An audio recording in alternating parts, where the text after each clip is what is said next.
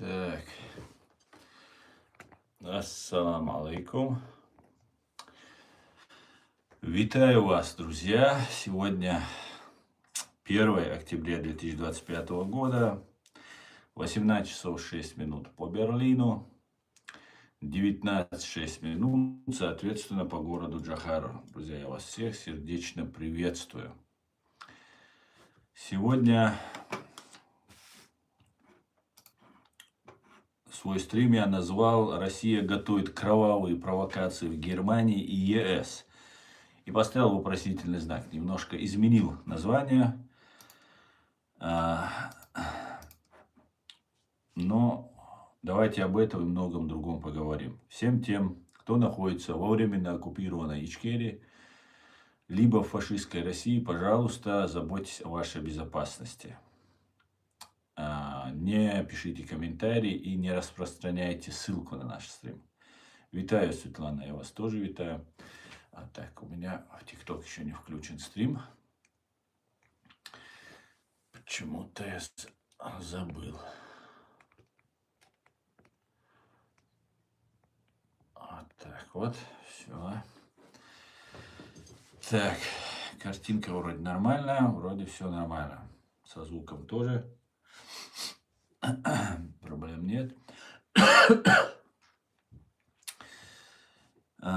Итак, друзья,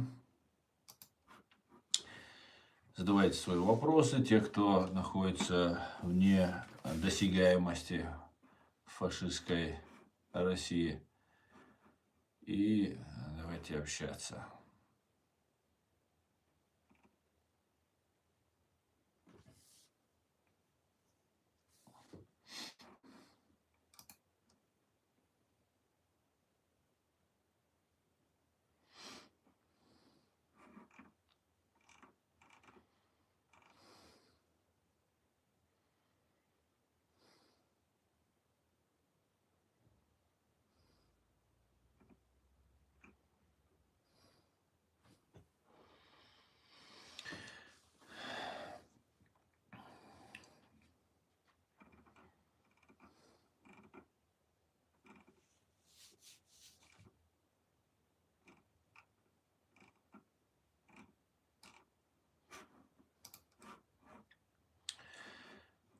Так, друзья, у нас произошел инцидент, о котором я хотел бы вам рассказать.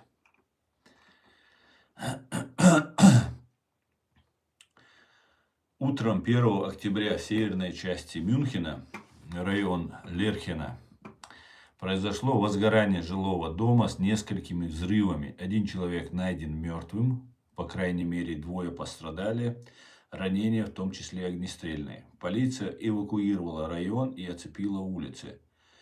Был найден рюкзак со взрывным устройством, который спецподразделения обезвредили. В связи с обнаруженным письменным посланием с угрозой было временно закрыто и досканировано поле Октоберфеста. Как вы знаете, у нас проходит сейчас в октябре, уже в конце сентября начинается, и в октябре Октоберфест – это праздник пива. И он был закрыт, вот этот Октоберфест, сам этот фестиваль, но его, вероятно, снова откроют. Статус подозреваемого и мотивация. Полиция называет погибшего мужчина около 57 лет, по сообщениям житель Штарнберга.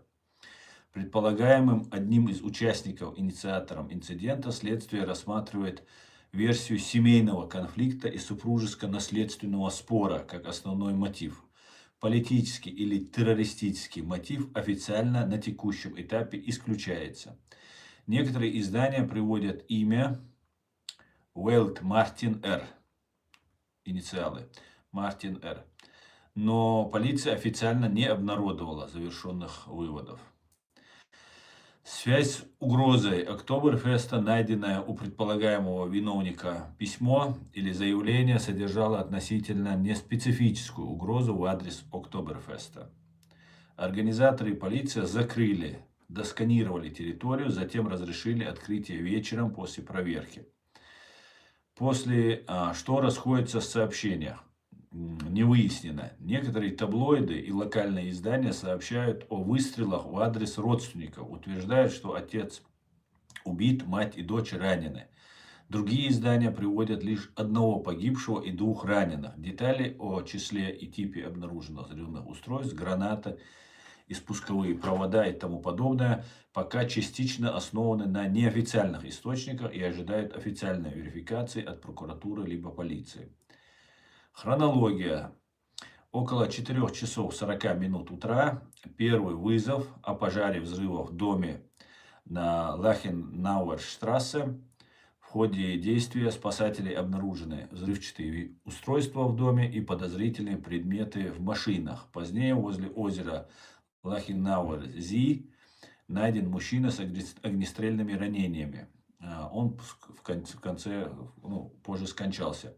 В течение дня досмотр и зачистка района, проверка Октоберфеста, пресс-конференции полиции. Какие СМИ и что пишут? Кратко по группам. Немецкие национальные и локальные Bild, Welt, Tagesspiegel, Süddeutsche Zeit, Merkur сообщают детали о взрывчатых устройствах в доме, возможном на семейном конфликте, ну и так далее.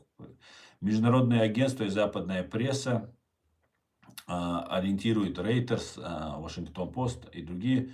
Фокус ориентирует свой фокус на закрытие Октоберфест из-за угроз, подтвержденных заявлениями полициями о раненых и одном погибшем, о найденном рюкзаке со взрывчаткой и о том, что следствие склоняется к семейному мотиву. Консервативно подают факты без таблоидных подробностей. Другие международные издания АФ, Евроньюз, Яху репортажи в целом коррелируют с вышеизложенным, варьируются детали и акценты. Опасность для публики, технические описания взрывного устройства и так далее. Что важно знать? Прямо сейчас полиция проводит следственные мероприятия. Ожидается официальная пресс-конференция полиции с итогами экспертиз взрывчатки, итогом опознания погибшего, деталям о найденном письме. Любые имена и точные технические характеристики взрывных устройств до официального отчета следует считать предварительными. Источники, на которые опирался этот свод и так далее. Это Associated Press, Reuters, Washington Post и так далее. Вот такая вот ситуация произошла. Пока неизвестно, с чем это связано. Связано ли это с умышленным диверсионным террористическим актом, либо это реально какие-то семейные разборки. Но есть все основания полагать, активность российской агентуры здесь, в Германии, меня приводит к мысли, что да, готовятся террористические акты. Они будут готовиться, я полагаю, вот эти кровавые провокации будут готовиться как руками исламистов, так называемых, оболваненной молодежи, которую, как я вам уже неоднократно рассказывал, как это происходит. Какой-нибудь наивный молодой человек, которому на религии пудрят мозги, вокруг него там 1, 2, их может быть 3 человека, наивные пацаны, 18 лет, 20 лет, 25 лет, уже старшие просто могут не попасться на эту идиотскую их уловку, потому что все теперь прекрасно понимают, что здесь в Германии совершать террористический акт можно только в угоду России. Только тот, кто служит России, будет совершать здесь террористический акт, а не ради чего-то и кого-то, потому что Германия именно сейчас главная цель ФСБ и России. Самая главная цель, они хотят расшатать здесь ситуацию, они хотят здесь провести дестабилизацию. И именно вот 2-3 человека бывает, которых ведут иногда даже еще с несовершеннолетних возраста, там с 14 лет, 16 лет начинают обрабатывать человека и держат его на контроле. Он обязательно должен быть там очень наивным, необразованным чаще всего. И семья такая же бывает. Там, отец такой же наивный, простенький, необразованный.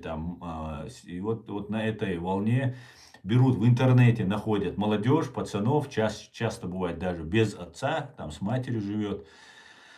мальчик, и заходит на разные сайты, смотрит их, смотрит разных блогеров, которых полно вот этих религиозных. И вот они их выцепляют, этих людей, и вокруг него собирается целая группа. И они даже не главные там.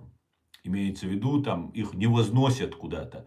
Что, ну, там есть какая-то там структура, и что вот там, например, два-три человека, которые должны быть использованы как мясо, как торпеда, вокруг них бывает 10-20 бородатых, таких очень религиозных, очень лицемерных. Вообще уровень лжи и лицемерия этих людей, он достигает такого уровня, который обычному человеку, просто не столкнувшись ему с вот этим лицемерием и ложью их, просто невозможно даже поверить.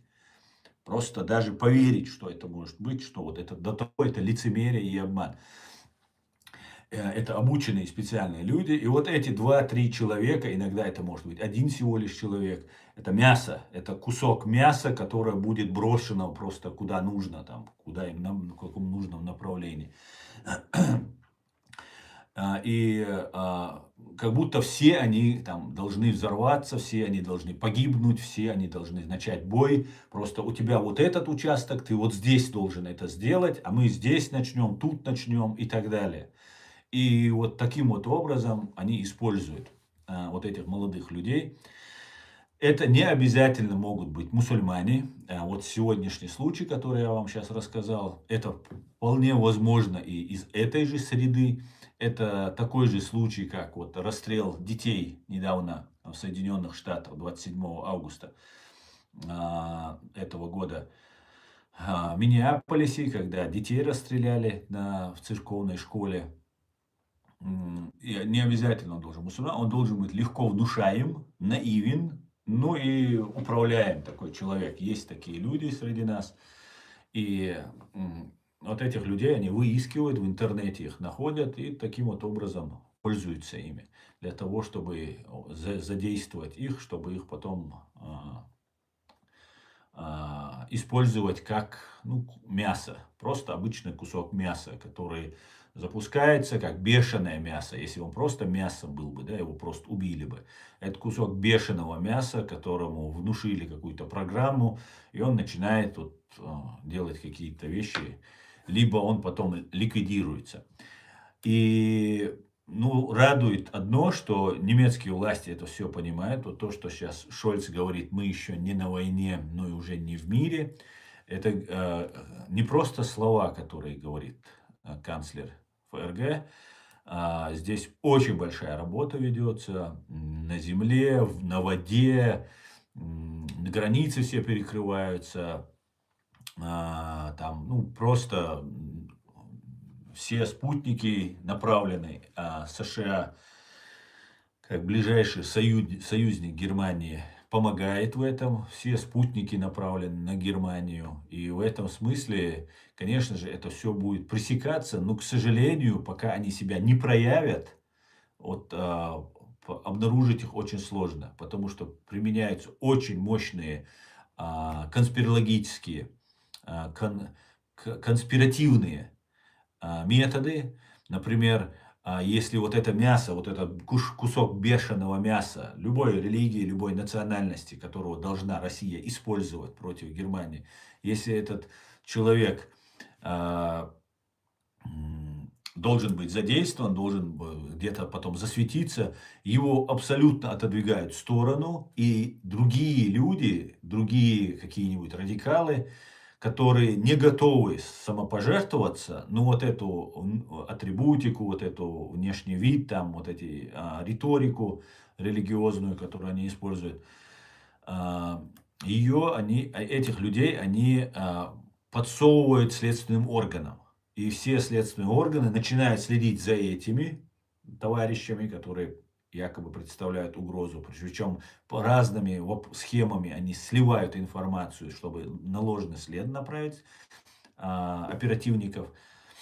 И уже в самый последний момент непосредственно исполнитель, он достается откуда-то, да, он сидит где-то на квартире, постоянно ему промывают мозги, ему нельзя смотреть, что попало Например, чаще всего то, что мы говорим, он, может, не увидит, потому что чаще всего ему сразу объясняют, это лучше не смотреть, это вообще враг, это еще что-то и так далее. И как бы чуть ли, если он посмотрит, чуть ли он не станет там предателем всего своей идеи, там, Бога и всего остального. И поэтому он где-то сидит, и вот эта группа российских агентов играет разную такую роль, и потом в последний момент вот этого человека могут задействовать. И вот его вытаскивают, давай, иди, короче. И это как бешеный пес в угоду России и ФСБ, этот оболваненный, по факту жертва, да, бешеный, оболванен, все как, но он жертва, является жертвой российских спецслужб, которого отправляют, и вот он совершает такие действия. Это неоднократно проводилось ими, они уже отточили на это огромное количество вот этих вокруг собирающихся вот этой агентуры, религиозной вот этой оболочки вокруг непосредственно вот торпеды этой, вот этого инструмента, последний момент, который будет уничтожен и который должен будет совершить ужасные вещи. Но до этого момента вот эта большая группа профессиональных вербовщиков, координаторов и так далее действует. Но хорошо, что везде сейчас усиливаются меры. Мы видим, даже машины, едешь на машине, могут остановить, досмотреть. Границы все перекрываются. Даже в воде, на воде, чтобы через много было случаев, когда ФСБ пыталась через воду вывозить людей. Это катера, это все перекрывается, контролируется спутниками, дронами, леса, горы, вся лесистая местность, вся горная местность также контролируется. Конечно же, знать я всего не могу, но по тем данным, которые я тут наблюдаю, видно, что перебрасываются военные в разные там базы, горные базы, морские базы. У нас здесь в Гамбурге проводились мощнейшие там, за последние 50 лет учения в порту. Это тоже очень важно, все это производится. И по всей видимости мировой пожар, войн будет раздуваться, разгораться. И Россия, и Китай, и Иран, и Северная Корея, они на этом не будут останавливаться, они будут это действие продолжать, дестабилизировать обстановку. Ну и, конечно же, Запад это уже все прекрасно понял, никто уже отступать не собирается, пересматривать это тоже не собирается, и будет вестись очень мощная работа. Скорее всего, Евросоюз либо полностью Евросоюз закроется, но то, что Германия уже практически закрыта, несмотря на то, что в соответствии с европейскими правилами там границы должны быть открыты и так далее, ведутся полностью меры по охране и защите границ и так далее. Устанавливаются, ну, просто очень-очень мощная такая работа ведется. Выделяются колоссальные деньги, миллиарды выделяются. Но, к сожалению, до момента совершения, до начала вот этой акции, это будет продолжаться. Ну, это просто выявить очень будет трудно. Это будет очень выявить. Ну, когда уже момент сам случится, да, тогда уже, конечно же, они будут либо уничтожены, либо задержаны. И причем вся цепочка, это все отслеживается, но для этого они должны сделать этот первый шаг и запустить свою эту торпеду. Вот эту свою торпеду. Поэтому вот такие вот дела, друзья. Давайте я почитаю ваши комментарии.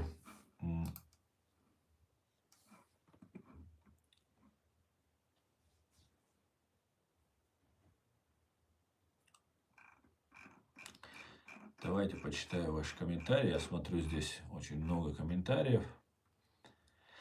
Чеченцы и евреи должны объединиться против империализма. Чарли, 100% русский след, говорит.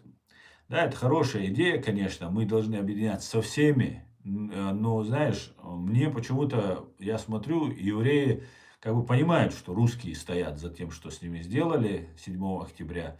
но по какой-то причине мне пока не до конца понятно. Может, это осторожность какая-то, может быть, это а,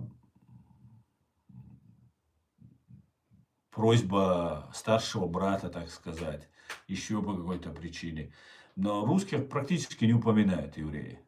Просто там арабы, мусульмане, вот даже про Иран не говорят. Хотя сейчас, я думаю, с Ираном будет такая жесткая бойня будет, которая, скорее всего, будет принимать участие и Сирия, и Турция, и США, и все остальные. Посмотрим, что будет. Очень самому интересно, да, что будет. Что из этого все будет-то интересно, да. Куда мы катимся? Алейк салам, Азиз, мир вам. И тебе, мой дорогой, мир шлях. Дорогой, приветствую вас все, друзья. Европейские спецслужбы должны взять под наблюдением сербов. Не знаю, не знаю по поводу сербов. На сербы тоже, ну, наверное, да, можно всех найти. Я видел концерт один был, и здесь уже говорили на немецком: русские, давайте домой. Понимаете? Русские, езжайте домой, начали. На концерте певица выступала и скандировала: давайте нафиг домой. Поэтому так-то здесь, знаешь, там сербы, конечно, любого можно задействовать. И чеченоговорящих можно задействовать, можно вот этих оболваненных исламистов можно задействовать. Можно, ну, Россия найдет кого задействовать. Но самое интересное, что, ну, их очень много. Сами россияне, ну, может быть, даже через одного, если не поголовно, готовы любое поручение выполнить России. Сейчас, правда, немножко страшновато. Русские, они на самом деле не такие уж дураки, я так скажу, да, чтобы их просто так. Но и еще не очень хорошо, если русского ловят. Понимаете, лучше это будет серб или чеченец или еще кто-нибудь. Можно сказать: да не мы, это вот они там что-то свое делают. Вот как-то так. Посмотрим.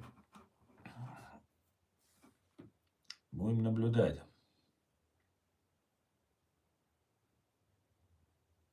Что-то затянулись, говорит, эти события. Какая же терпеливая Россия, Алекс, говорит, с имперским флагом на аватарке. Алекс, нет, Россия нетерпеливая. Россия бы давно бы это сделала бы, просто не все получается. Знаешь, здесь есть агентура, которая действует, да, даже вот эту торпеду, которую она берет, вот этого там, кого они должны как мясо запустить. Вся эта агентура так или иначе связана с этим человеком. Понимаешь, они его там, когда с ним встречаются и так далее. И потом, когда произойдет какой-то акт, да, то они все попадают под подозрение. И здесь очень хорошо работает система. Очень хорошо работает. Когда они запускают этот механизм, да, это все уже отрабатывается. Уже там, ну, практически все преступления здесь раскрывались. Вот возьмем громкие преступления против чеченцев, которые здесь совершались. Они, ну, все раскрыты. Единственные были случаи, когда террористу, убийце удавалось скрыться. Это он выигрывал время добежать до границы. Но он уже становился известным. Здесь не было случаев, чтобы просто осталось, вот, ну, мы не знаем, кто это сделал. В этом случае такого не бывает. Но чаще всего преступники тоже ловятся. Просто бывает, что преступнику бывает, вот, например, когда убили Умара Исраилова в Вене, 3 человека попались, а непосредственно, как говорят, исполнитель, он Богатырев некий, он забежал в посольство, он был действующим офицером российской разведки, видимо, или ГРУ, или военный, или там ФСБшник, скорее всего, военный. И эти 3 были пособники, агенты были такие, которых использовали. Они все вчетвером убили, он выходил из магазина, они попытались его схватить, похитить, он начал от них убегать, забежал за магазин, а там его ждал этот Богатырев, он прикрывал эту всю группу. И он его застрелил, вот этот Богатырев, как говорят, как следствие говорит. И они все вчетвером запрыгнули в машину и рванули к российскому посольству. Забежали вчетвером в российское посольство, но российское посольство троих вот этих агентов, потому что они ничто, это ноль, это рабы, слуги, чтобы вы понимали, вот все вот эти агенты, которые из себя изображают кого-то, вы никто, вы это должны понимать, да, вы сами и так понимаете, просто перед нами показываете, что вы из себя что-то представляете. Богатырев зашел, а этих троих российское посольство выдворило, сказал, давайте. Один получил 16, там 18, 19 лет, по-моему, если не ошибаюсь. А один пожизненно, по-моему, 19 и 16, вот так где-то. Вот этот получается. А Богатырева потом вывезли, и он в России сейчас живет себе, продолжает свою вот эту преступную деятельность. Вероятно. Например, убийство Имрана Алиева во Франции, да, произошло по наивности, по безалаберности самого Имрана Алиева. Он вместе с человеком запустил убийцу к себе домой, тот 2 недели у него жил, там он его поил, выхаживал, когда тот заболел, там, и так далее, и так далее. Тот сказал, что у него рак, там, и так далее. Просто человек впустил своего убийцу к себе в дом. Его жена его кормила, они его стирали, лечили, все с ним делали. И они поехали на границе Бельгии, жили, на границе с Францией. Поехали во Францию. Ну, границ тут нет. Вот он пересек, и они зашли в гостиницу. Там они, видимо, решили переночевать, отдохнуть, там что-то там выпить, может быть, еще что-то. И когда Имран спал, тот нанес ему там несколько там десятков, более 100, 120, по-моему, ножевых ранений, перерезал горло, ну, очень изуродовал все тело. И у него было время просто добежать. Вот он так спасся. Ну, имеется, сбежал. А так, ну, все это становится известно. Поэтому все террористы, все киллеры, они все прекрасно понимают, что их повяжут. Они боятся своего учреждения, им нужно выполнить приказ. Как-то нужно как-то себя обезопасить. И у них это большая проблема. Поэтому не из-за терпения, а из-за того, что не получается сделать так, чтобы сделать, и можно было беспрепятственно скрыться. Ну и ждут, наверное, какого-то еще сигнала какого-то. Где-то это нужно делать определенное время, определенном месте, по определенному сигналу. Может быть и так.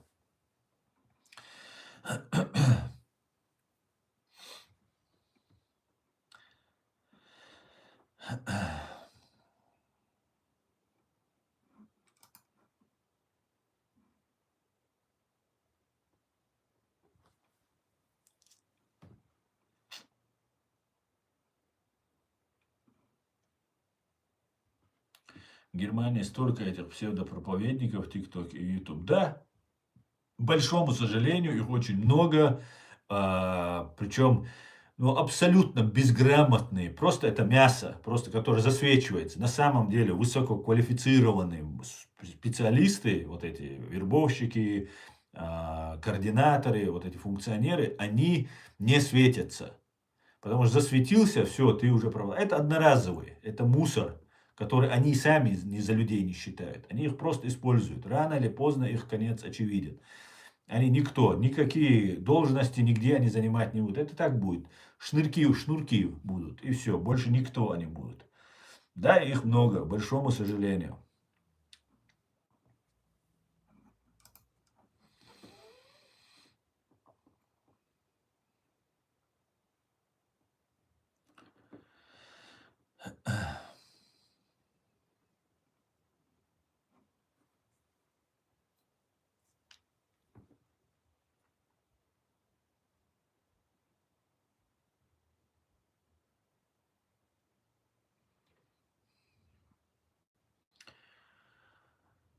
Слава Украине, свобода Ичкерии. Героям слава.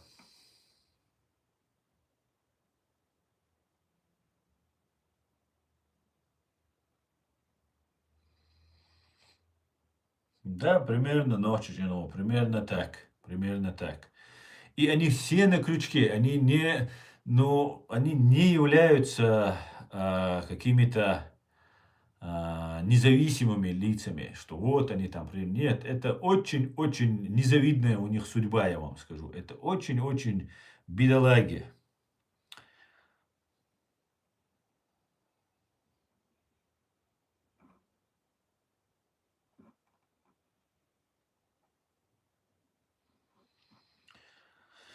Слава Украине, героям слава. Слава Грузии, героям слава.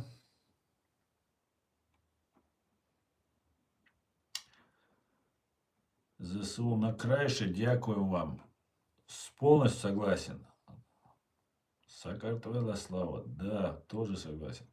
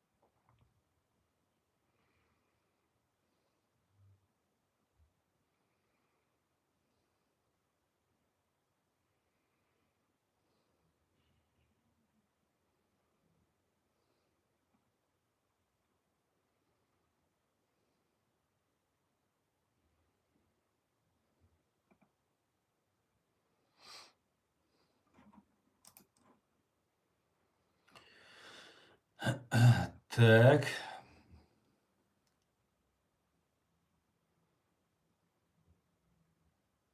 Философия. Ох, и хапнут все хапнут горе. Философия, ты очень близок к истине, я тебе скажу. Мы на пороге конкретных просто кровавых событий. Но мы уже в них уже находимся. Да, к сожалению.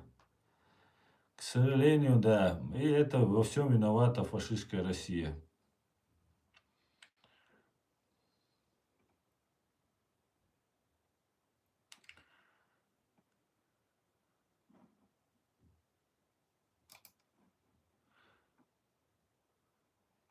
Так.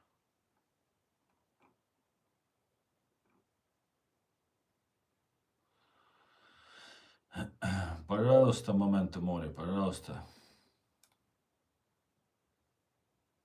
Алейкум салам, Рамзан. Алейкум салам, Нохчичино.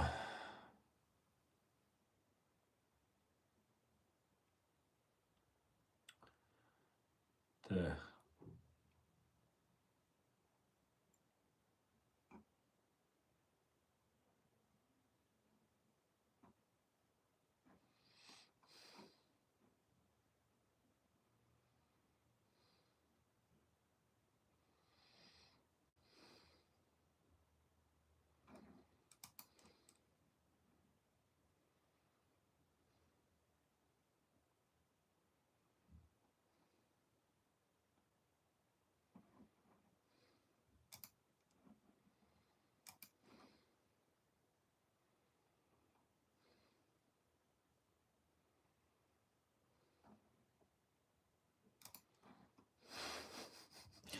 Мне, знаете, мне ничего и не нужно. Мне достаточно читать ваши комментарии. Просто очень весело и интересно, друзья.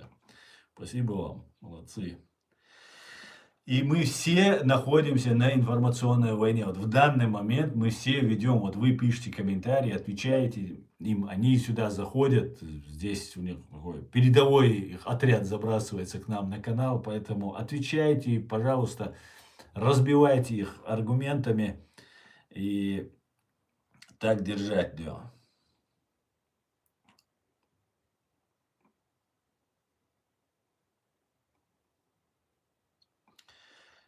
Так.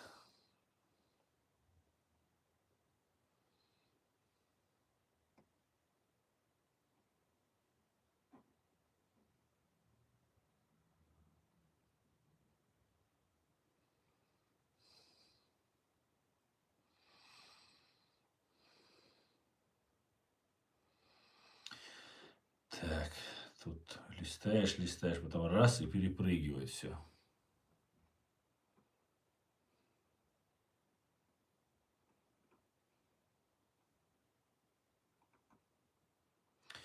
أصلا بوتلري شنري شوت أوكرانيا بولتوم دعبالشة تير كنيت موخريو الخيتون Я думаю, но чечено. Я думаю, я на русском отвечу, раз у нас стрим на русском сегодня. Я думаю, что те, кто принимали непосредственное участие в военных преступлениях, эти люди будут преследоваться без срока давности. Ну, просто если там где-то они там были, где-то в боях даже участвовали, за это их могут оставить в покое, просто рядовых. А непосредственно тот, кто там принимал участие там, в убийстве военнопленных, убийстве мирных людей, ну, военных преступлениях против человечности, они будут привлекаться. Вне зависимости от их национальности, они все россияне. Но для этого, конечно, должна Украина победить. Только в этом случае это произойдет. И если же этого не произойдет, Украина не победит, там они разойдутся, там займут оборону и будут, Россия мобилизует все свои войска, там весь свое население, займут там оборону и будут стоять, то в таком случае это может просто очень долго продлиться. Но это без срока давности. И именно касается только тех, кто совершал военные преступления. Просто за участие в войне по приказу, как военнослужащий, практически ничего не будет. Ничего не будет. Они просто пойдут домой. Вот что будет, в принципе. И вне зависимости от национальности, какая у них национальность, не имеет абсолютно значения. Просто россияне все будут преследоваться.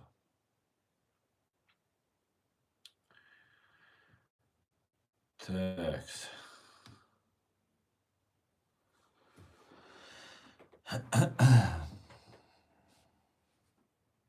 Придет время, придется переселять всех москвичей.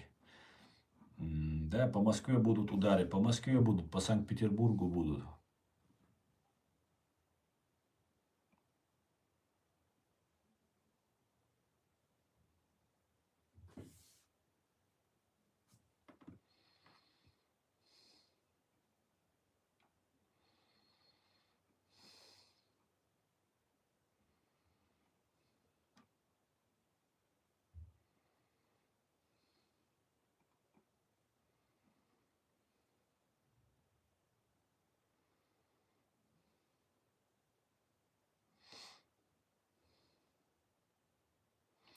Салам, Кардаш, Азербайджан, салам, Лар.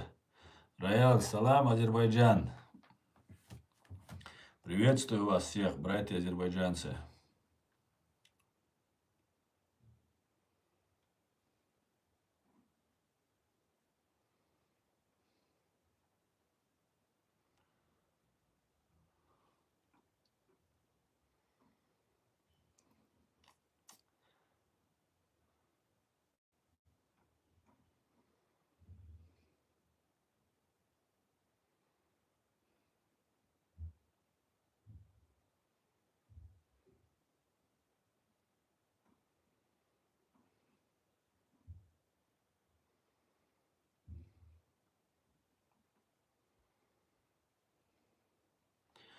Валейк салам, Осман. Персонально тебе валейк салам. Приветствую, дорогие. Приветствую всех. Витаю. Так.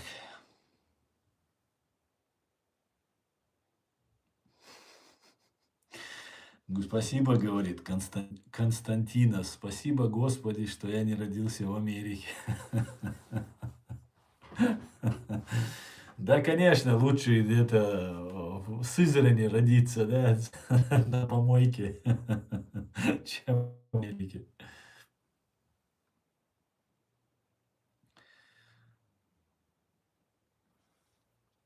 Весело, конечно, с вами. Так, мне как-то надо, брат, салам, Дагестан, алейк салам. Всех, друзья, приветствую.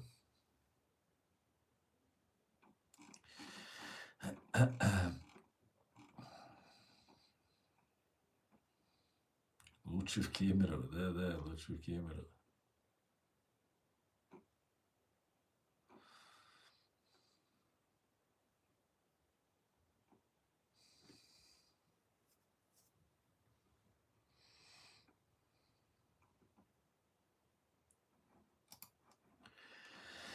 Так, я выключу этих троллятину, потому что они отвлекают нас, не дают нам вести стрим нормально. Хорошо?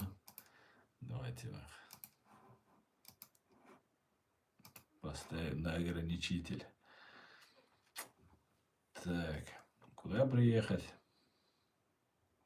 Приеду обязательно, на Рашку приеду. Обязательно приеду на Рашку.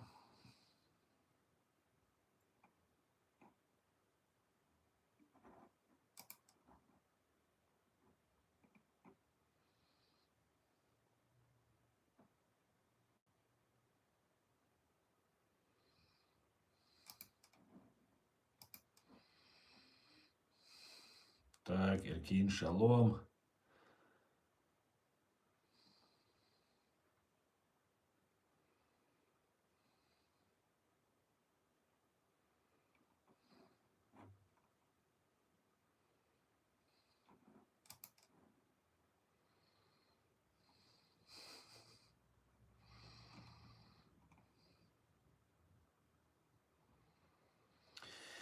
Почему Украина не может вытеснить Россию со своей территории, столько оружия было передано?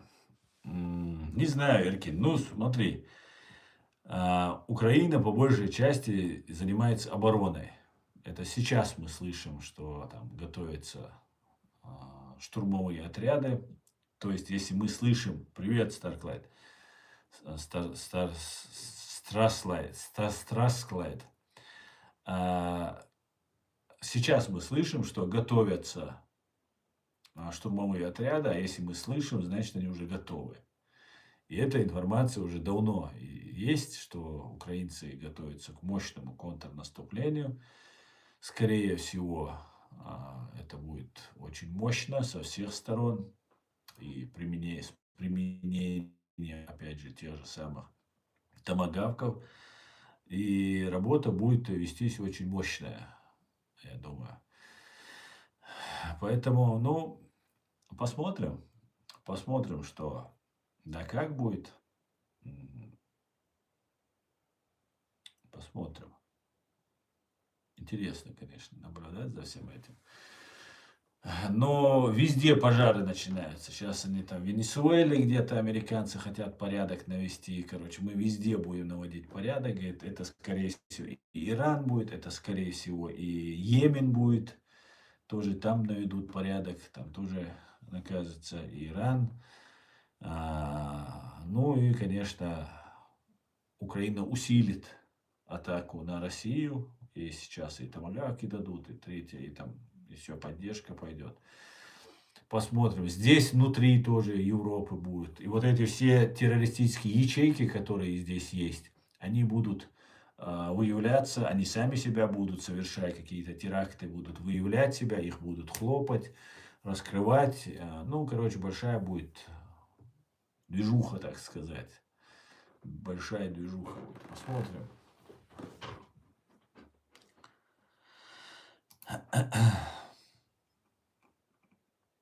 Так, Асан, ты в курсе, что в Дагестан пригнали несколько автобусов палестинцев? Сейчас меликов погонят их на СВО. Ну, их не погонят на СВО. Они не для этого туда приехали. Они приехали для того, чтобы в мечетях сидеть, вербовать молодежь.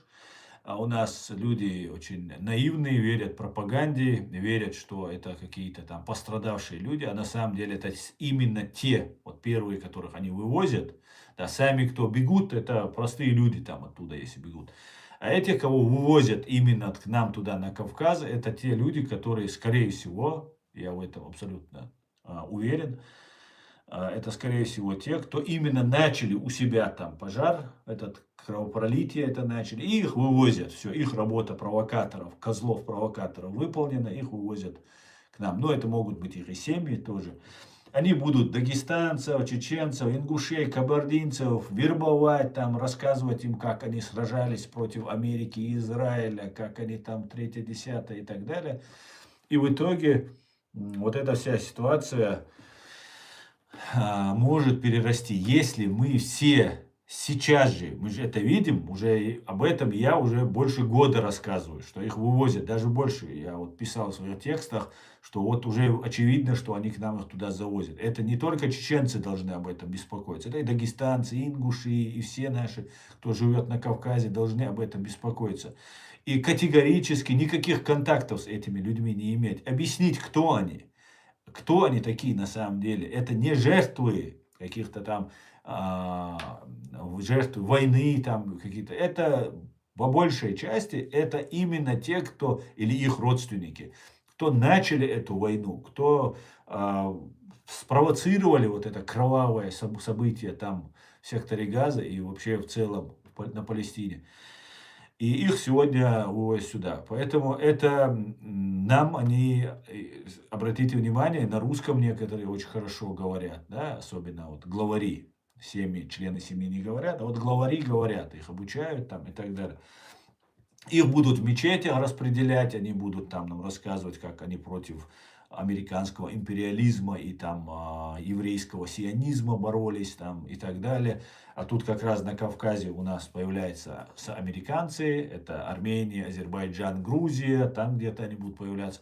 Вот смотрите, там это еврейские, там сионистские, там эти, американские те, мы должны там нападать. И вот для этого это все делается. Если мы сейчас сможем донести до наших людей, к чему нас готовят, то это все нивелируется, это все просто они не смогут осуществить, потому что мы людей уже предупредим. И это не сейчас происходит, это уже несколько лет к этому они ведут. Вот с начала 7 октября 23 года, вот с начала вот этого кровавой резни, которую они устроили, вот с тех пор они это все ведут к этому. Поэтому мы должны наших людей просвещать, объяснять им. Смотрите, это никакие не жертвы. Жертвы, которых они там бросили, кого они там убивали.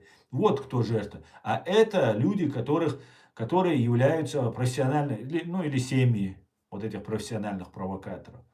А тот, кто не их, им не нужен, они их оставили и наоборот их вооружают, помогают, чтобы они как можно больше против Израиля, против там больше там воевали, больше убили людей. Вот для этого их там оставили. Они не нужны, это расходный материал. Новый материал они должны у нас на Кавказе вербовать. И мы это должны понять, донести до всех, понимаете, до всех наших людей, которые проживают. Наша молодежь наивна, мы жалеем, когда видно, что вот бьют там, плюс пропаганда там, из Цахал делает что-то, из этого в 100 раз увеличено нам что-то рассказывают. И мы, кавказцы, не привыкли такой оголтелой лжи. Да, мы привыкли от российской лжи. Так вот, российская ложь и вот эта арабская ложь, это одно и то же. Это два брата, два родных брата, вот эти русские и арабы. Понимаете, не все арабы, не все русские, но в основном вот русский империализм и арабский этнонационализм и империализм, который они скрывают под религиозной личиной, это два родных брата. Просто идеологически два родных брата. Понимаете? И методы лжи и пропаганды у них одинаковые. Один в один похожие. Понимаете? Все, кто поддерживал еще вчера ИГИЛ, МИГИЛ, вот эти арабские разные, египетские, там, палестинские, иранские, там, кто там только не были. Сейчас они поддерживают Дугиных, Мугиных. Понимаете? Это абсолютно вроде бы разные должны быть. Да? Дугин такой фашист. Это тоже фашисты, только другого толка. Но идеологически это два родных брата. Понимаете? И мы должны это понимать. Понимать, это нужно разъяснить. Если мы разъясним это нашим людям, то наши люди уже изначально не пойдут. Нет, это не верьте. Вот запомните, всем рассказывайте, что кого они нам вывозят оттуда, это не жертвы.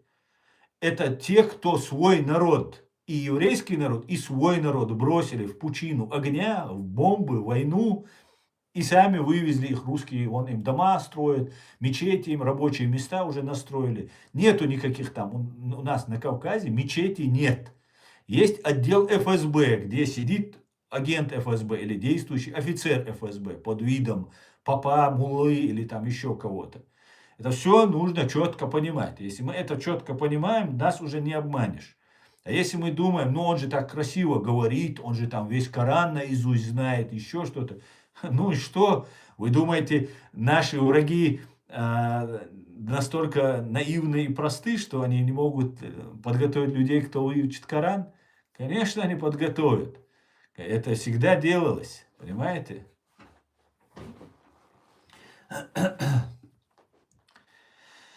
Спасибо, Акнави, спасибо за подарок.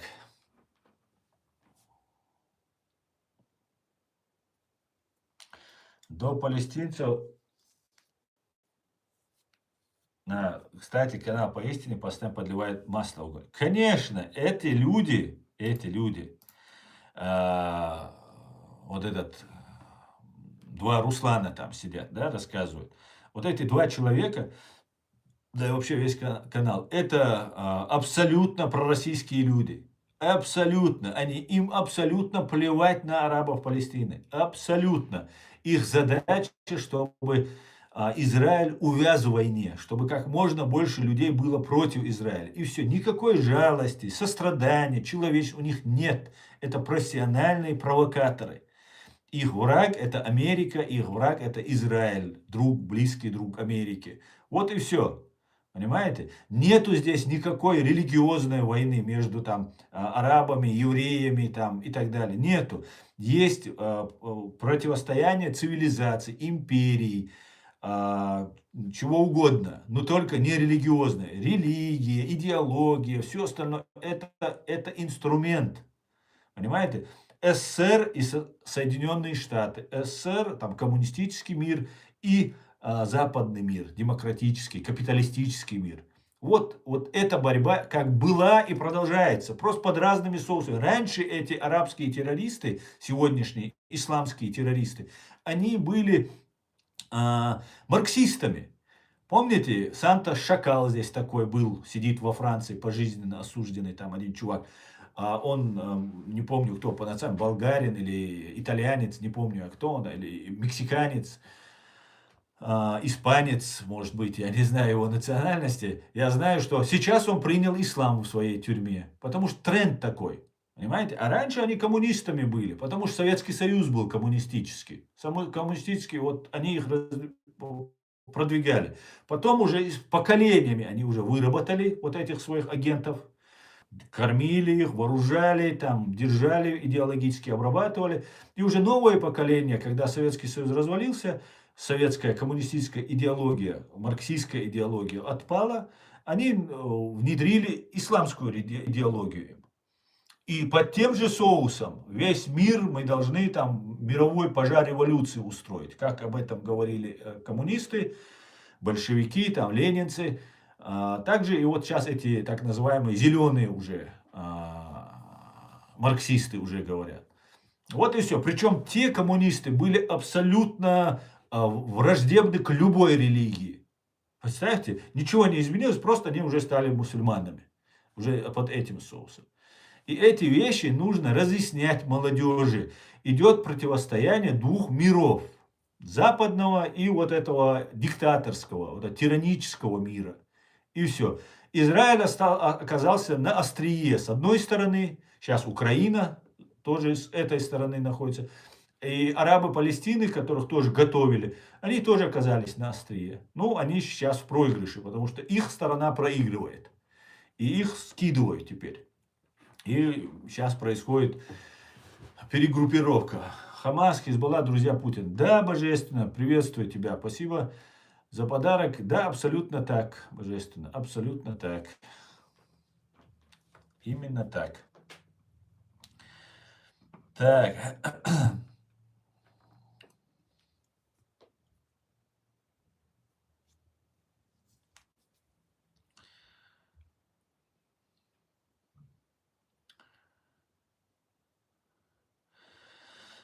Так.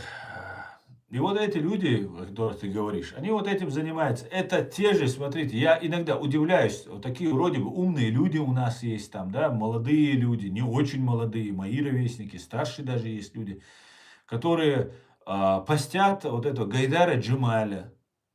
да, красиво говорил, да, но это такой же, как Дугин, такой же, как другие подобные ему и товарищи. Это такие идеологические, такие тяжеловесы, фашистские идеологические тяжеловесы. Это все принадлежит России. Они делают все, чтобы они борются против, ну, у них у каждого свое направление, против американского империализма, против Запада там, и там, сионизма еврейского. Вот их борьба в этом заключается. Не для того, чтобы освободить Кавказ, дать свободу мусульманам, там они верят в Бога, этого близко нет. Понимаете? И вот эта вся ГБшная вот эта агентура. А если бы она не была бы такой ГБшной агентурой, ни на одном канале, нигде бы вы их никогда бы не увидели бы. Они никакие зарплаты не получали, никаких в институтах не работали бы, никто бы их не поддерживал бы. Более того, их ликвидировали бы или посадили бы. Вот и все. Так, до палестинцев в Дагестане на лезгин пропаганду вели против Азербайджана. Мол, Азербайджане их братьев по ту сторону границы ущемляют. Не знаю, насколько это правда, но главная цель – напряженность в регионе между двумя народами. Да, конечно. Посмотри на мой ник. Я никогда не предаюсь на прошлое. Так. Валейк салам, брат, ты очень порядочный человек. Приезжай в Баку, чеченцы наши братья. Руслан, валейк салам, обязательно приеду, обязательно. Единственная одна проблема. Я тут спросил, меня Россия объявила федеральный розыск, и там меня экстремистом, террористом там обзывают. И я спросил у чата GPT, можно ли меня там приглашали люди в Баку полететь. Мне сказали, что Баку выдает именно по борьбе с терроризмом, выдает людей фашистской России. Поэтому тебе пока нежелательно туда ехать, сказал мне чат GPT. Ну, посмотрим, сейчас отношения портятся, может, еще чат GPT не в курсе. Посмотрим, как у Алиева, насколько Алиев искренен в своих шагах, сейчас тоже посмотрим. Если все будет нормально, обязательно приеду. Асна, прочитай мой комментарий выше видео, как Хамас избивает до смерти палестинца. Да, я его прочитал, прошел глазами, да, и ты абсолютно прав, что если бы это делали бы евреи, бы об этом трубили бы просто на весь мир. Если это сделали бы евреи, они бы там из этого там раздули бы страшную просто пропаганду, страшную тему из этого подняли бы. Приезжайте в Израиль. Да, Наталья, обязательно. В Израиль тоже собираюсь. Мы с Гарри Табахом собирался я как-то приехать. Он даже там обещал мне там охрану, безопасность, все как положено. Это когда вот боевые действия только у вас там начались. Но потом меня тут мои не пустили, короче. Сказали, подожди, ты нам здесь нужен. Но обязательно приеду. Очень хочу приехать в Израиль. Очень. Приеду. И в Баку хочу приехать. Говорят, Баку очень красивый город. Обязательно. Спасибо вам, друзья. Спасибо, что вы у меня есть. Спасибо. Так.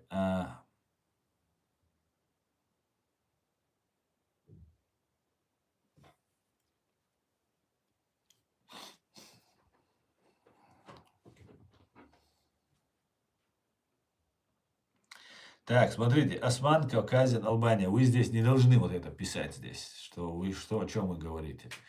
Не нужно здесь этого писать. Здесь все на одной стороне. Договорились?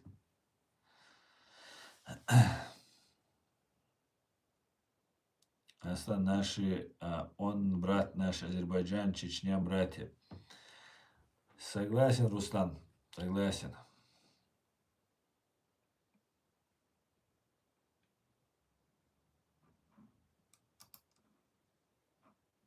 Аслан, Азербайджан бедная диктаторская страна под контролем России. Аслан, тебя сдадут просто. Ну, я пока не еще, если мне гарантии никто не даст на самом верху, я туда не поеду, конечно, пока не поеду. А так, да, была в какой-то степени очень под контролем России, Азербайджан страна. Но я очень надеюсь, что ситуация меняется. Очень надеюсь, и она изменится. Очень надеюсь. Так, Асма, пожалуйста, давайте вы не будете у меня на канале. Я буду банить. Я буду банить. Пожалуйста, не ругайтесь только. Кавказин, Албания тебя тоже касается. Азербайджанцев трогать нельзя у нас на канале. У нас строго табу на это, да?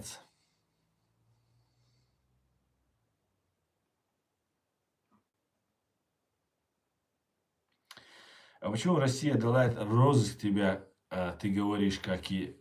а почему Россия дал розыск тебя, ты говоришь, как есть?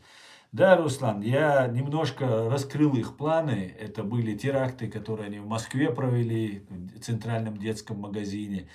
А затем последующие преступления, которые они в Америке теракт совершили, в Миннеаполисе, потом убийство Андрея Порубия. И об этом подробно говорил, писал. Затем теракт в Бостоне, который тоже совершили ФСБ, российские спецслужбы. Об этом я очень много написал, это, хотя я это не публиковал. Я и про теракт в ЦДЭ, центральный ЦДМ, центральном детском магазине на Лубянке, который ФСБшник сам подорвался при попытке установки самодельного взрывного устройства. Об этом сказал, и вот тогда они меня сразу занесли. Вот в этот период они давно меня терпели, не хотели лишний раз, как я говорю одному своему знакомому, он говорит, вот тебя занесли в список террористов, значит ты, короче, молодец.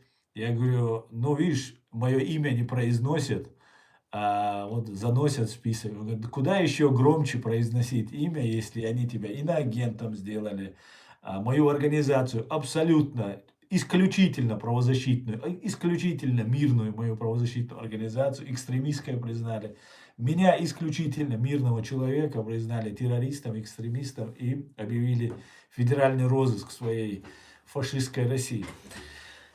Поэтому, может, они мое имя не произносят, на свои каналы ГБшные не приглашают там, и так далее, но мое имя они произносят.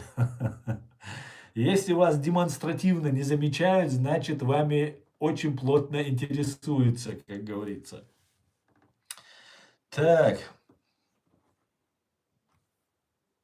Нет, Кавказин, Албания. Мы не будем разбираться с туранцами. Тюрки – это древнейшая нация, древнейшая цивилизация. Просто чтобы они на нас не нападали, нас к себе не присоединяли, нас не порабощали, как русские. Все остальное нас устраивает. А так, мы все братья, мы должны жить в мире. Давайте без этого.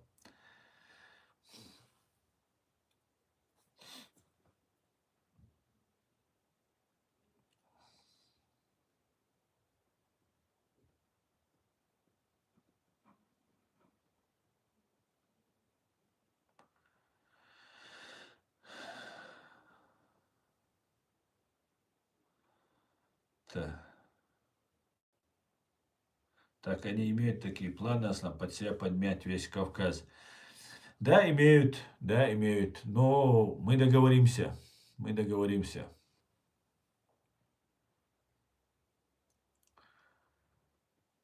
Мы договоримся. Если мы сейчас не будем обострять, я уже много сказал, и про Туран сказал, и про действия турецких спецслужб сказал, но азербайджанцы это не турецкие спецслужбы, и даже не турецкий народ, к которому я тоже очень хорошо отношусь. Но мы не будем поддаваться на это, мы будем искать точки соприкосновения. И мы не дадим нас никому покорить, там, втянуть в Туран. Туран, вот огромный Туран, тюркоязычные республики, все объединяются пусть в Туран. Культурный Туран, это очень хорошо, полный вперед. Пусть объединяются, а мы сами будем решать. Мы сами будем решать. Так, одну секунду.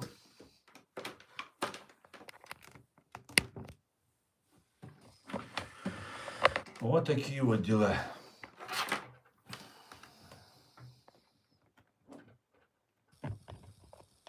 Ну, как нагрелся. Аппарат, да. Аппарат же есть. О, мне не нравится, друзья. Я сейчас вас банить буду. Всех подряд. Вы здесь нам рассказываете. Рассказываете, да. Вы здесь конфликты устраиваете. Мне это не нравится. Нет, на моем канале этого не будет, друзья.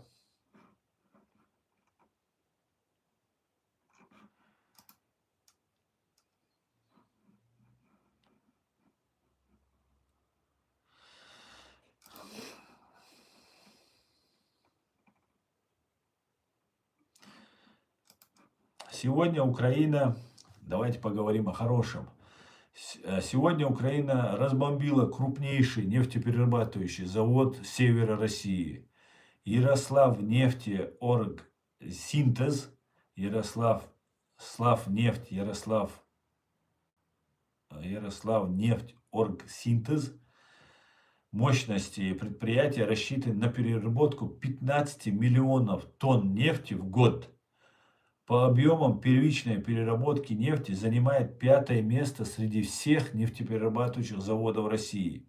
На этом заводе, если не ошибаюсь, тут пишет Иван, снимали фильм «Большая перемена». В числе потребителей продукции завода практически все крупные предприятия Центрального и Северо-Западного регионов России, а также аэропорты, управление Северной железной дороги и объекты военно-промышленного комплекса. По оценке российских экспертов, в России остановлены почти 40% мощностей НПЗ, простаивает 338 тысяч тонн в сутки. Это исторически беспрецедентный масштаб.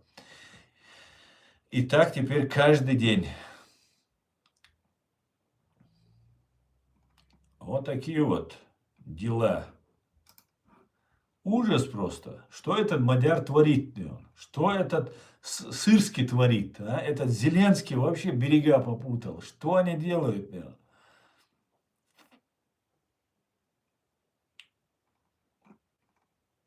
Ужас просто. Как так вообще возможно?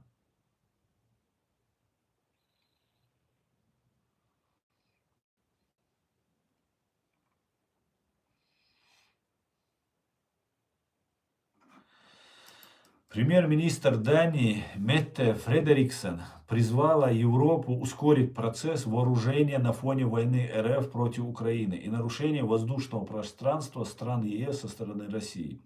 Когда я смотрю на то, что формировало Европу в межвоенное время, между Первой и Второй мировой войной, я, к сожалению, вижу некоторые параллели с нынешними временами, не в последнюю очередь в свете дестабилизации и нестабильности нашего общества, заявила датский министр, открывая в Копенгагене неформальный саммит стран ЕС по вопросам обороны. Один из уроков того времени, по словам Фредериксон, заключается в том, что демократические страны Европы не вооружались как можно быстрее, чтобы защитить себя. Хотя мы об этом, да и Украина, мы все кричали им всем.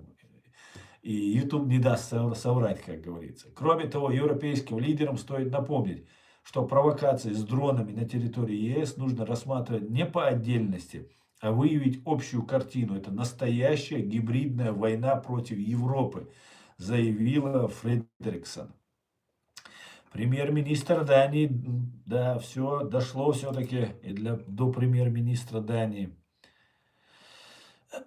Так, Октоберфест возобновил работу.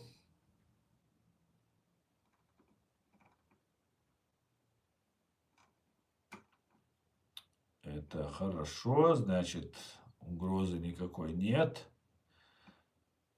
Дефицит бензина в фашистской Российской Федерации.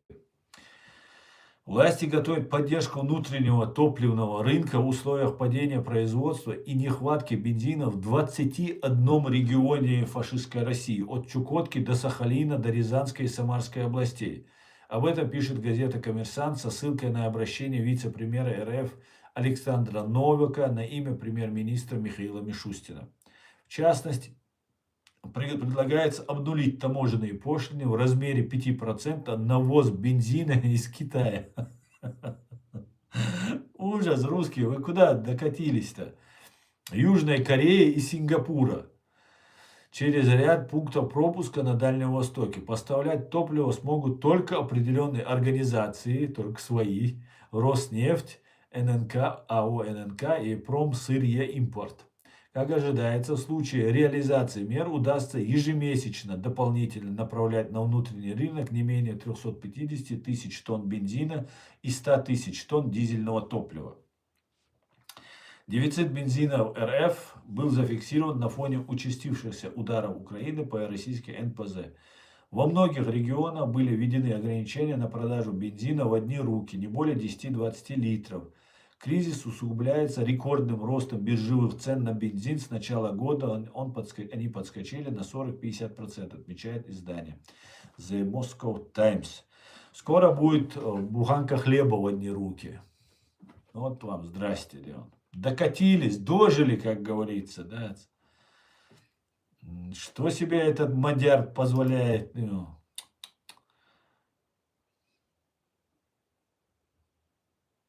Я представляюсь, как они на него охоту сейчас открыли, на мадяра.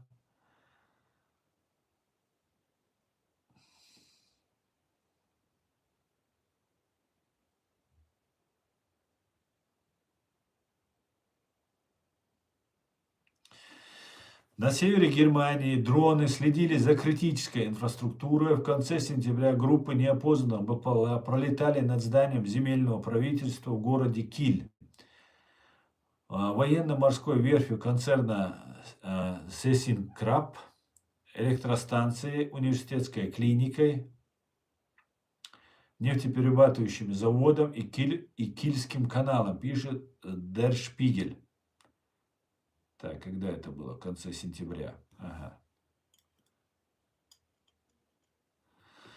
Со ссылкой на внутренний документ одного из немецких ведомств. Власти ФРГ полагают, что целью беспилотника было измерение объектов критической инфраструктуры. Кроме того, по информации Der Spiegel, подозрительные беспилотники в тот же день были замечены над базой Бундесвера в Зенице, близ Ростока, в земле Макленбург, Передняя Померания.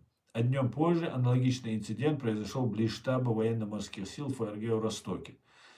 В соседней Дании в конце сентября произошел целый ряд инцидентов с неопознанными БПЛА, замеченными в ночное время близ аэропортов Копенгагена и Ольборга. Инциденты с дронами, которые шпионят за чувствительными объектами в странах ЕС, систематически происходят с начала полномасштабного вторжения РФ в Украину.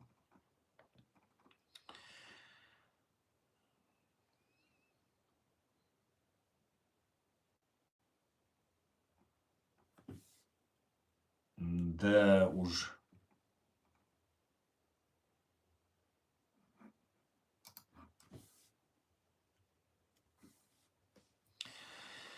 Правительство США частично приостановило работу из-за того, что республиканцы и демократы не смогли договориться о проекте бюджета на следующий финансовый год. В Америке своя, движуха.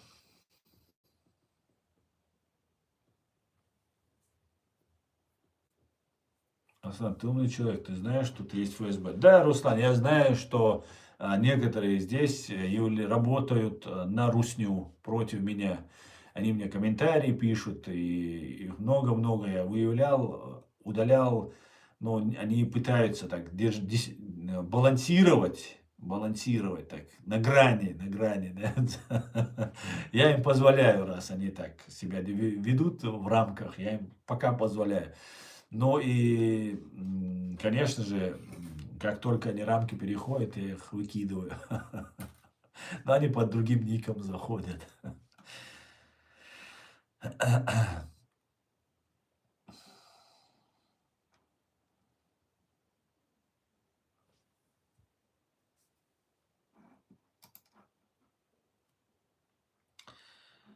Так.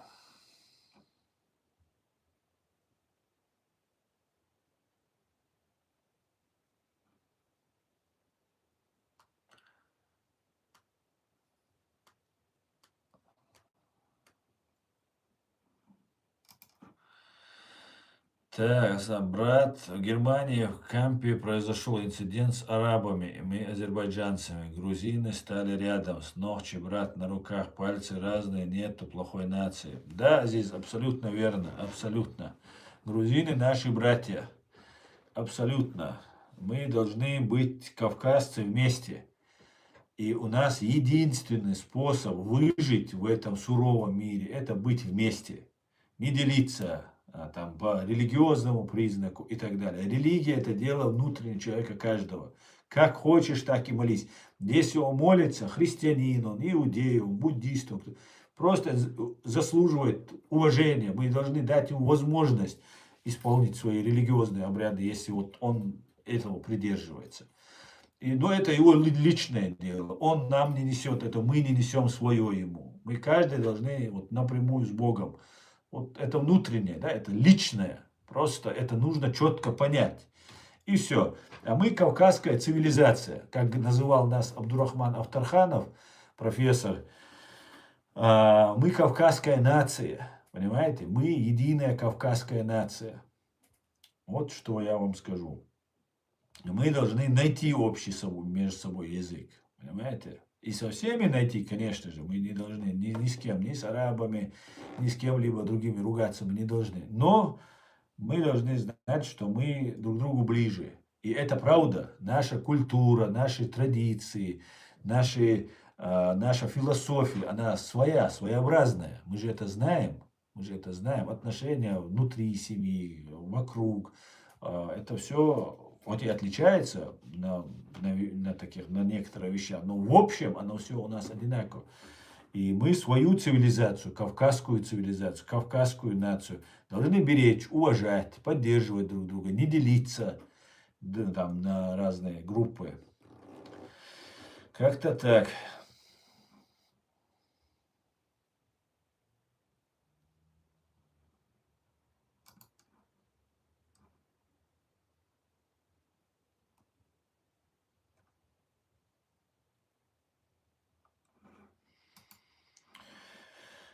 Так, весело, конечно. Ну, без агентуры, видите, без троллятины у нас тихо стало сразу. Трамп настаивает на личной встрече Владимира Зеленского и Путина, выступая перед командованием армии США на военной базе в штате Вирджиния. Глава Белого дома призвал президентов России и Украины объединить усилия для прекращения войны. По словам Трампа, добиться результата можно только с позиции силы. Понимаете, да, о чем речь? Он предупредил, что распорядился разместить подводную лодку или две у российского побережья и напомнил о модернизации американского ядерного арсенала. При этом Трамп выразил надежду на то, что США не придется его использовать. Дональд Трамп также вновь заявил, что разочарован Владимиром Путиным, поскольку ожидал, что тот быстро завершит развязанную им войну в Украине. Американский президент признал, что боевые действия в секторе Газа в Украине продолжаются, несмотря на посредничество усилий его администрации в урегулировании конфликтов. Выступая перед высокопоставленными военнослужащими, Трамп и глава Пентагона Пит Хексет заявили о необходимости идеологического разворота в вооруженных силах и подготовки к возможной войне. А что значит идеологический разворот, скажите мне? Это религиозный, я думаю. Американцы будут больше делать упор на религиозность, я полагаю.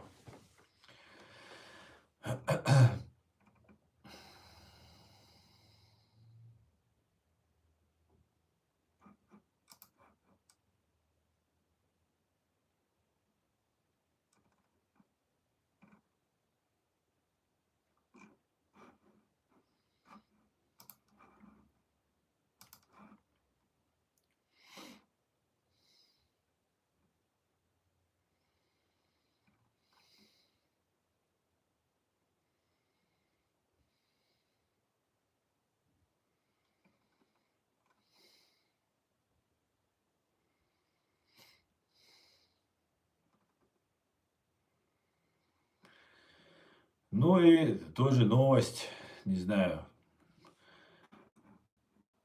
какого толка она, но талибы в Афганистане снова впереди планеты всей. Талибы отключили интернет и мобильную связь в Афганистане. Радикальное исламистское движение «Талибан», контролирующее Афганистан, полностью отключило интернет в стране, а также мобильную телефонную связь. Талибы начали отключать интернет несколько дней назад. Свое решение они объяснили предотвращением безнравственности. Ранее группировка выражала обеспокоенность по поводу порнографии и других сетевых сексуальных практик. Да, наверное, это самая главная была проблема у них, и нужно было с нее начать. Да.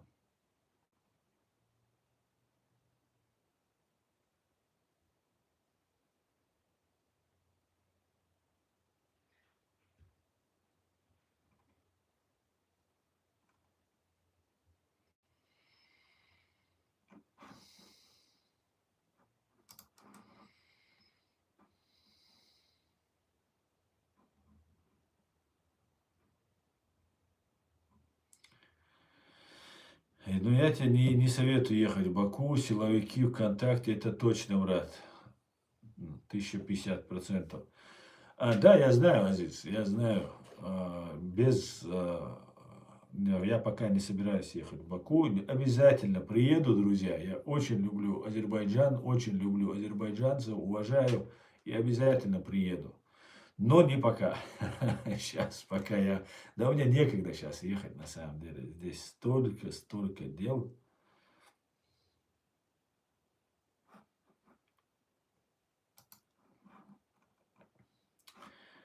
Пока некогда. Но обязательно приеду.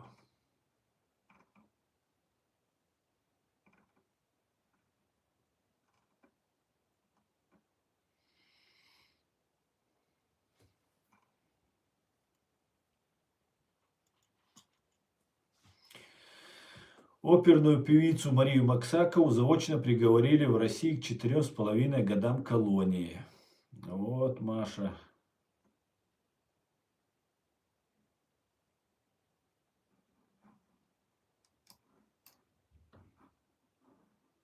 И что это такое было? Ну-ка, ну-ка, ну-ка, ну-ка. А ну-ка, а ну-ка, а ну-ка. Опа. Я думаю...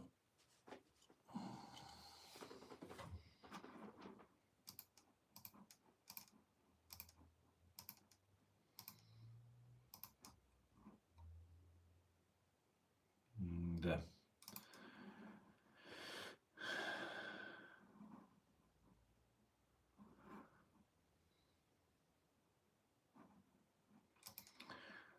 На Херсонщине взорвали машину председателя Совета депутатов. В результате атаки дрона «Вампир» в оккупированной Новой Каховке Херсонской области погиб председатель Совета депутатов, коллаборант Владимир Леонтьев. Об этом сообщил глава региона Владимир Сальдо.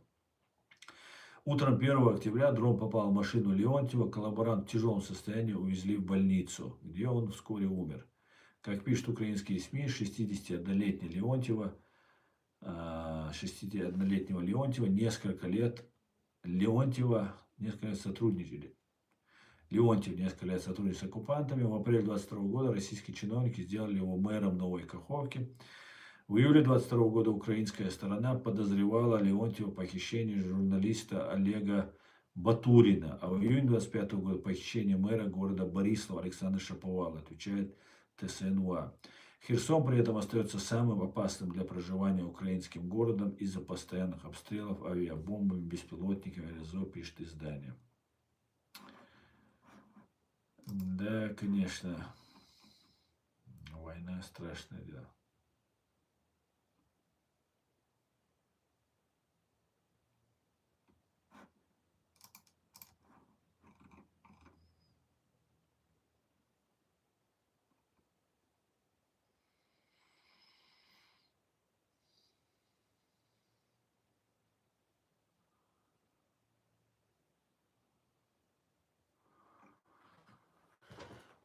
Так, к нам пожаловала, да,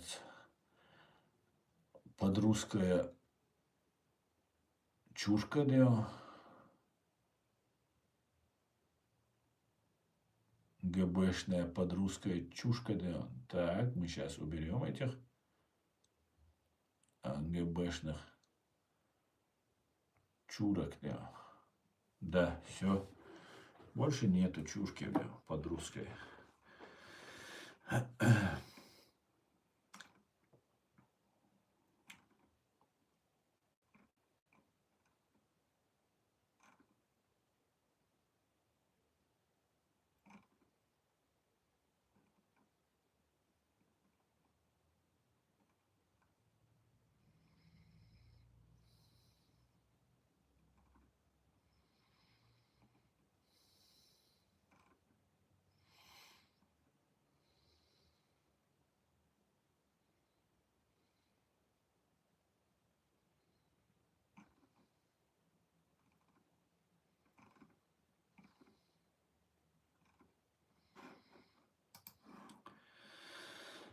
Так.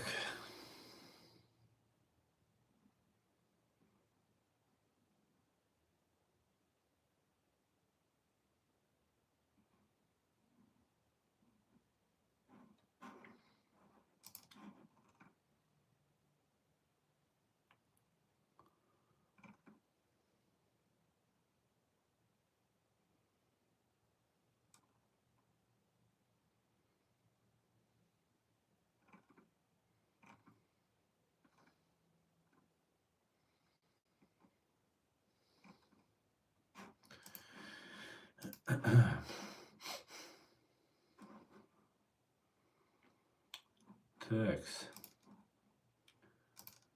Что у нас тут? Gut. Gut gemacht.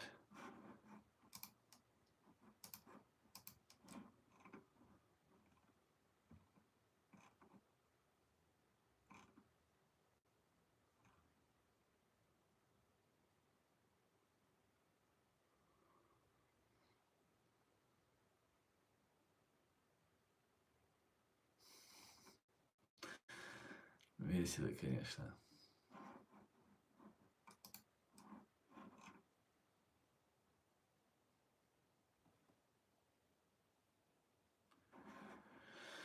Я не понимаю, здесь у меня комментарии есть, а здесь нету. Это как это может быть?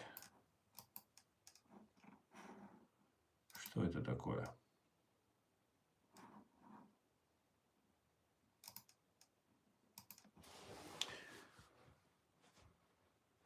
Это может старые комментарии. А, это старые. Ветка у меня стоит на месте. Все тогда.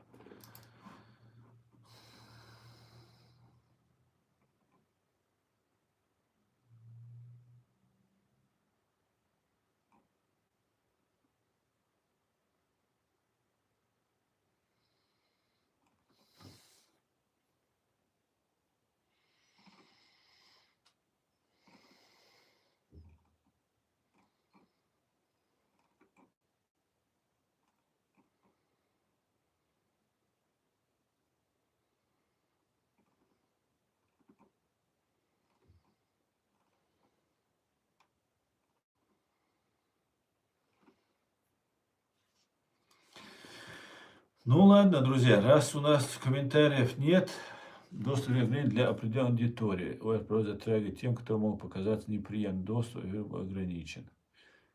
Дальше Вир поступил жалобу, разжигание ненависти. Так, ну мне тут оскорбляют. Я сказал, что я только забанил. Я никого тут не оскорблял. И тут зашли, начали мне писать. Я сказал, что вот, троллятина должна покинуть нас. Вот такие они вот пишут мне разные гадости, я им отвечаю не раз и жалобы пишут.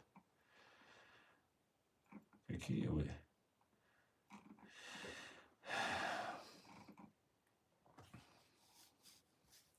Интересные, да. Не буду вас больше оскорблять. Какие вы интересные.